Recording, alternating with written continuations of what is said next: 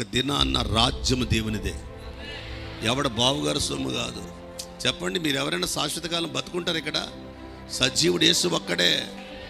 ఎవరైనా సీఎంలైనా పిఎంలైనా ఏ మనిషి అయినా ఏ వ్యక్తి అయినా ఎవడైనా ఈ లోకాన్ని విడిచిపెట్టవలసిందే. శాశ్వతంగా బతికితే చెప్పండి రా, సెటార్లు ఏంట్రా పిల్లలు అని అడుగుతున్నాను నేను. చనిపోయిన వాని మీద మీరు సెటార్లు వేయాలనుకుంటే, మీరు శాశ్వతంగా ఉంటే వేయండి సెటార్లు. ఎవడైనా ఎంతకాలం బతుకుతాడు?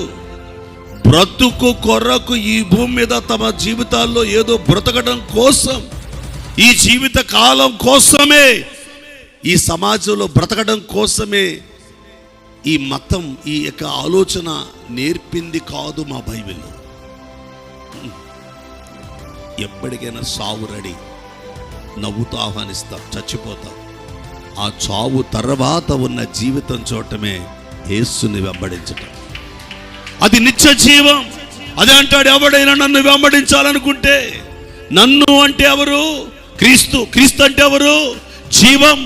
ఏ జీవమైనా నిత్య జీవం. తల్లి గర్భం నెలలు, భూమి మీద సంవత్సరాలు, యుగ యుగాలు ఉండే రాజ్యం కావాలనుకుంటే ఈ భూమి మీద చంపేవాళ్ళు ఉన్నా, శోధించేవాళ్ళు ఉన్నా, అపకీర్తి తెచ్చేవాళ్ళు ఉన్నా, నీ మీద బురద చల్లేవాళ్ళు ఉన్నా, ఆ నిత్య జీవానికి నన్ను చూచి వెంబడించగలిగితే అది సిలువలో ఉన్న శక్తి, దమ్మది.